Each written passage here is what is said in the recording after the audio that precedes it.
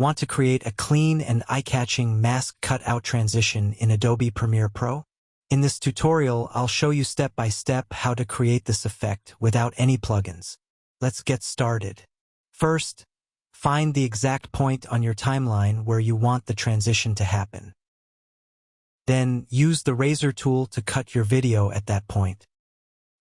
Now select the second part of the clip, and using the Object Mask tool, click on your subject to select it.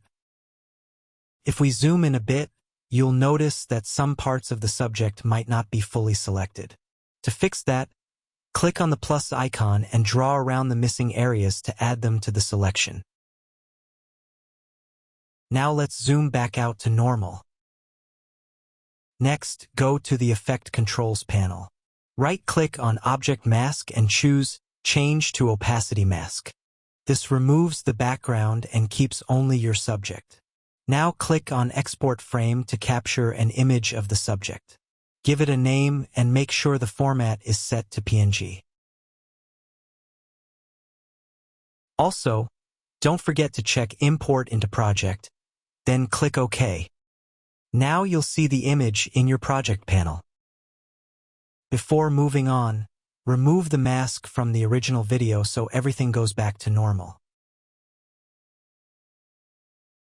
Drag the exported image into your timeline, reduce its duration to about 1 second, and place it at the end of the first clip.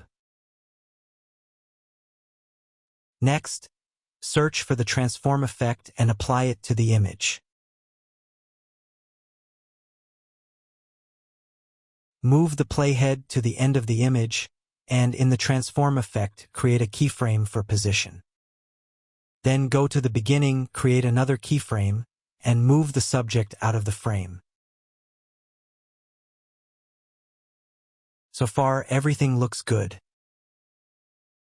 Now select both keyframes, right-click on one of them, and choose Bezier.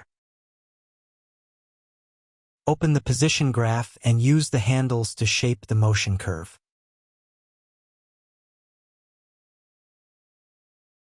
This will make the movement start fast and then slow down smoothly at the end.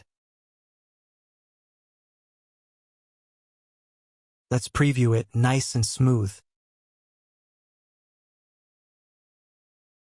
I slightly adjusted the keyframes earlier to access the handles more easily, but now I'll move them back to the start and end. To add motion blur, increase the shutter angle to around 220. Now the movement looks much more natural. Finally, add the additive dissolve transition to your clip. Try to match the timing and settings similar to what you see here for the best result.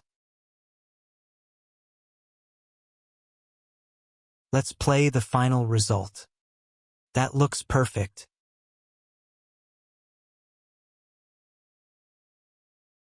If you enjoyed this tutorial, don't forget to like the video and subscribe for more Premiere Pro tips and effects. And if you have any questions, drop them in the comments. I'll see you in the next video.